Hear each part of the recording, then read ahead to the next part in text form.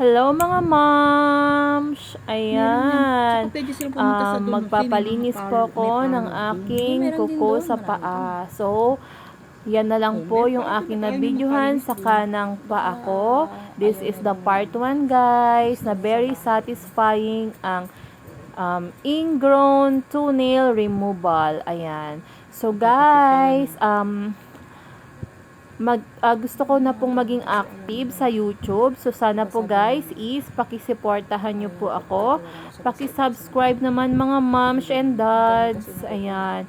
So, from now on po is I will try my best na mag-upload lagi ng video sa YouTube. Sana po ay supportahan nyo po ang aking journey sa pag-YouTube. So, this is my first time na mag-upload ng ganitong reels. Before kasi nag-upload yung anak ko dyan, pero hindi naman siya yung serious talaga ng mga video. So, this time, ako na po yung mag-upload ng aming account na to.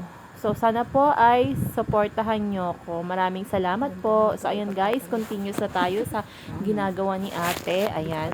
So, yan pong aking paa is 1 month na hindi nalilinisan kasi gawa ng si ate po ay umuwi sa kanilang lugar kasi po namatay ang father niya and yun nga hindi na niya ako nabalikan, so ngayon lang ulit. So nakikita nyo yan guys, ang daming natanggal. O di ba? Sabi niya darating din. Kainaman naman talaga. Oo. Oh, kita nyo yan. So, pag tinitingnan nyo guys, napapangiwi ba kayo?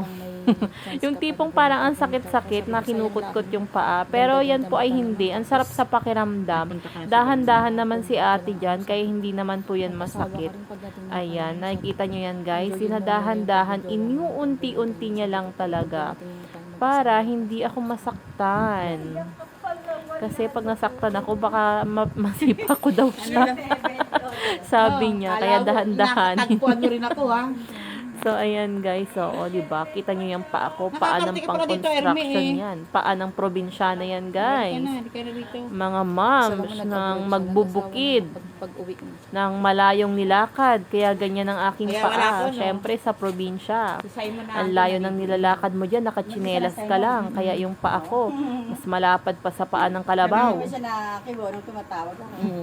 Kita nyo guys. So, ayan na. Tatanggalin na ni ate. Oh my G. Ayan na ang dry skin. Ayan na.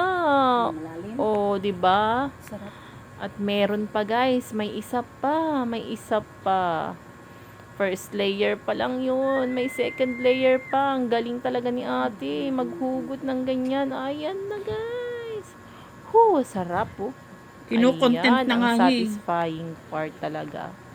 So, yun lang guys. Please, pakisubscribe naman po ang aking YouTube channel.